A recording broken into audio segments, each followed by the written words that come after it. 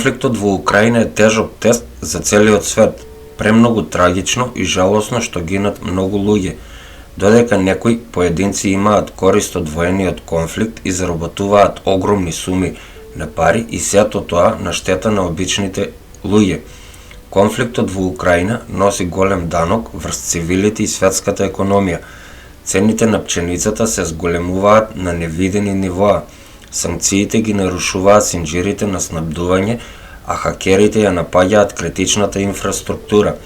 Руските санкции и глобалниот синџир на снабдување, санкциите кон Русија влијаеа на патните, железничките, воздушните и поморските врски.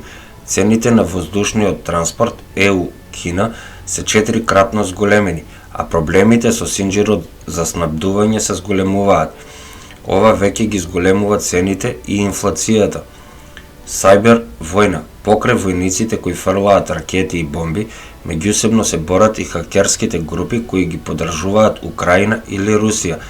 Тие се обидуваат да ја нарушат или парализираат критичната инфраструктура. Сепак, како и во повеќето војни, цивилите најмногу страдаат. Руските трупи напредуваат против Украина. Има извештаи за престрелки низ целата земја. Секојдневно има нови извештаи за борби и уништување во украинските градови. Хуманитарните коридори се користат за да се обидат да се спасат луѓето од зафатените области. Досега повеќе од 3 милиони луѓе побегнале на запад од Украина, а речиси 2 милиони луѓе биле примени од Полска. Ситуацијата секогаш е конфузна. Обезбедените информации, слики и видеа ретко се објавуваат во јавноста. Зеленски им се заканува на руските пилоти на борбени авиони. Сепак ситуацијата во градот Изум е тешка. Руската војска исто така истрела ракети врз воени постројки во близината на градот Ривне во северозападна Украина.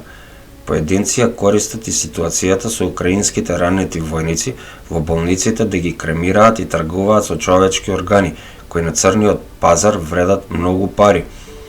Во однос на преговорите со Русија за излез од конфликтот, Володомир Зеленски рече: "Тие се многу тешки, понекогаш скандалозни, но ние одиме напред чекор по чекор. Преговарачите од Украина се на работа секој ден", продолжи Зеленски. Македонија со заземањето став за санкции против Русија се става во нелагодна позиција, бидејќи како што зависи за газ 100% од Русија и други работи, драстично ќе се зголеми економската криза и цените на горивата и на другите работи. Повеќе од 30 земји се воздржани од гласањето во Обединетите нации, со кое се осудува руската инвазија и се бара повлекување на силите на Москва. Иако тоа беше често символично гласање, дури и во НАТО некои земји не сакаат да ги ескалираат санкциите и не се согласуваат меѓусебно за помошта за оружје за Украина. Нема вистински консензус во алијансата, иако Вашингтон го притиска тоа. Мислам дека ќе видиме видливи поделби во редовите на НАТО. Руско-украинскиот конфликт би можел да има материјални импликации за европскиот пазар поради низиното надворешно потпирање на суровини, газ и нафта. Последиците најверојатно ќе бидат поизразени во европскиот регион и би можеле да се шират на други пазари во случај на продолжен конфликт. И покрај тоа што изразија загриженост дека Кина и помага на Русија, САД не видоа обезбедување воена опрема од Кина за Русија. Постојаното запирање на рускиот извоз на енергија може да има страшен ефект врз глобалната економија. Ако најголемиот дел од рускиот извоз на енергија е надвор од пазарот до крајот на 2022 година, глобалниот економски пат се чини неизбежен. Ова забавување може да биде подолго од она во 1991 година, се вели во извештајот на банката напишен од економистите.